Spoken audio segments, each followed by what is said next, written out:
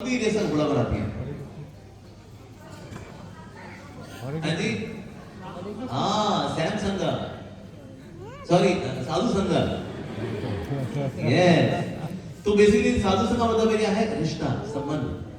देखिए परम भगवान देखा जाए आदि रूप में भगवान कृष्ण ही थे, बस ऐसे और कोई भी नहीं था, ना कोई सृष्टि थी, कुछ नहीं था। तो भगवान जब अकेले होते हैं और कुछ नहीं होता, तो भगवान कौन से आनंद अनुभव करते हैं? भगवान के स्वरूपानंद का अनुभव करते हैं। लेकिन इससे भी ज्यादा रस किसमें आता है? रस किसमें आता है? एक तो आनंद, आनंद से आता है रस, रस आता है रिश्तों में। सो एको बहुना विविधताति कामान, एक भगवान कई सारे हो गए। फिर भगवान कृष्ण के लेफ्ट साइड से निकली श्रीमती राधा रानी, भगवान कृष्ण के राइट साइड से निकले बलराम जी। जितनी शक्तियां थी फिर राधा रानी से निकली, इसलिए आदि शक्ति कौन? श्रीमती राधा रानी। और फिर भगवान कृष्ण साहब बलराम जी, फिर बलराम जी से बाकी नारायण अवतार, जितने बाकी अवतार विष्णु अवतार, वो सब आते हैं बलराम जी से। लेकिन एको बहुना विविधताति कामान, ऐसा भगवान ने क्यों किया भला? क्योंकि अकेले रह करके आनंद तो होता है, लेकिन रस आता है जब बहुवचन हो जाता है। सुना एक वचन, द्विवचन, बहुवचन संस्कृत में पढ़ा था तुमने? किसी से संस्कृत पढ़ाई की हुई है? पढ़म पढ़म पढ़ानी, संस्कृत कभी ना आनी, आनी तो भूल जानी, मास्टर से डंडे खाने। लेकिन इतना तो हमको याद है, एक वचन, द्विवचन, बहुवचन, बहुवचन ये बहुत सारे। तो भगवान जब अकेले होते हैं तो भगवान आनंद में होते हैं। जैसा आप देखा कभी कभी महाविष्णु जो है से रेडी हुए हैं आनंद में, वाह अद्भुत।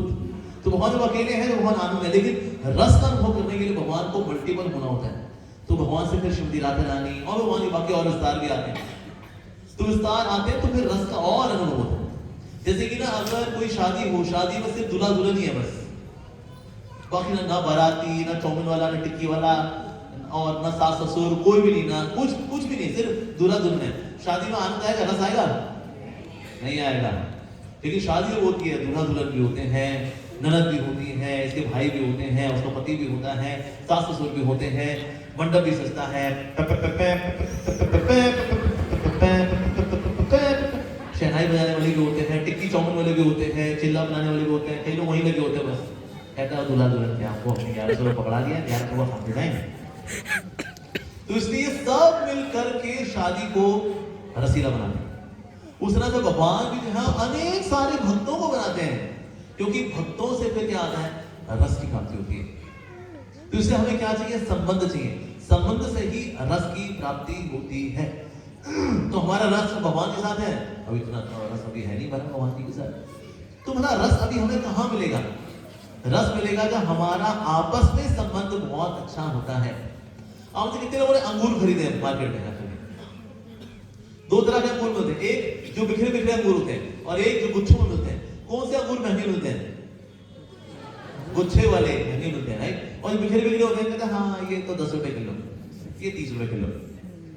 यानी कि देखा जाए हम भी तो गुच्छों में होते हैं, यानी हमारा संबंध होता है भक्तों के साथ, तो हमारी वैल्यू होती है।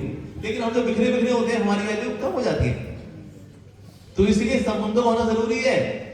आप देखते हैं कितने लोगों ने तीले वाले झाड़ू से साफ सफाई की? तीले वाले झाड़ू, अरे ना तीले वाले झाड़ू होता है जिससे पानी साफ करते हैं। एक तो होता है नॉर्मल झाड़ू होता है जिससे कि आप मिट्टी साफ करते हो, और एक तीले वाला झाड़ू होता है, तीला होता है, उसको जोड़ के बताया। किसने देखा तीले वाले झाड़ू? हाँ, तीले वाले झाड़ू से आप साफ सफाई करते हो। लेकिन तीले वाले झाड़ू में सारे तीले साथ में हैं, इसलिए उससे साफ सफाई होती है। अगर तीले अलग अलग हो जाए तो वो साफ सफाई क्या करेंगे? खुद गंदगी कहलाएंगे। इस तरह से हम भी जब भक्तों के साथ में हैं तो हम कई बड़ी बड़ी प्रॉब्लम को सॉल्व कर सकते हैं, बड़ी बड़ी समस्याओं को झेल जाएंगे हम, क्योंकि हम भक्तों के साथ में हैं। संबंध होना, रिश्ता होना ये बहुत जरूरी है। तो क्या क्या चीजें आवश्यक है अच्छा रिश्ता निभाने के लिए? सबसे जरूरी है विनम्रता। क्या चाहिए? विनम्रता होनी चाहिए। अगर हम विनम्र बनकर रहेंगे एक दूसरे के साथ तो हमारा रिश्ता उससे अच्छा होता है। जैसे भगवान श्री कृष्ण हैं, वो अर्जुन के साथ ही बने। वैसे देखा जाए भगवान कृष्ण कौन? परम भगवान। परम नियंता कौन? कृष्ण। परम रचयिता कौन? कृष्ण। परम आनंददाता कौन? कृष्ण। परम भोक्ता कौन? कृष्ण। लेकिन भगवान कृष्ण अर्जुन के क्या बन गए? सारथी। अब जो सारथी होता है ना, सारथी के साथ बना जो योद्धा होता है कैसे बातचीत करता है? जैसे मान लो रथ को राइट मोड़ना है, ऐसे बोल सुनो भैया रथ को राइट मोड़ लो, सुनो भैया ये ना लेफ्ट लेफ्ट मोड़ो जरा, लेफ्ट लेफ्ट मोड़ो, सो रोको ना, रोको रोको रोको रोको रोको रोको, तब तक ये करेंगे तब तक तीर आया कल्याण। तुम्हारा कैसे बातचीत होती है? तो अर्जुन जो है जब दाएं कंधे पे पांव लगाते हैं, इसका मतलब रथ को राइट मोड़ने का है, और जब बाएं कंधे पांव लगाएंगे इसका मतलब रथ को बाएं मोड़ना, और जब बीच में पांव लगाया यहाँ तो ये रथ को रोकना है। इस प्रकार से 18 दिन सूर्य उदय से लेकर सूर्यास्त तक भगवान श्री कृष्ण क्या कर रहे हैं? अर्जुन की लात ले रहे हैं, कभी यहाँ कभी यहाँ कभी यहाँ। भगवान पूछते हैं क्या है? भगवान हुआ टांग दूर रख दे, लेकिन भगवान तो ऐसा नहीं कर रहे, क्योंकि भगवान के अंदर क्या है? विनम्रता। जब राजसूय यज्ञ हुआ तो भगवान श्री कृष्ण ने क्या सेवा ली थी?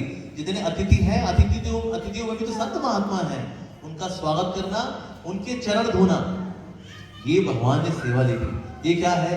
विनम्रता। तो रिश्तों में जब विनम्रता नहीं रहती तो रिश्ते खत्म हो जाते हैं। एक बार लोग ऐसे झुकते नहीं, जैसे हरे कृष्णा नहीं करते, प्रणाम नहीं करते, क्यों नहीं करते? कहता हम क्यों करें?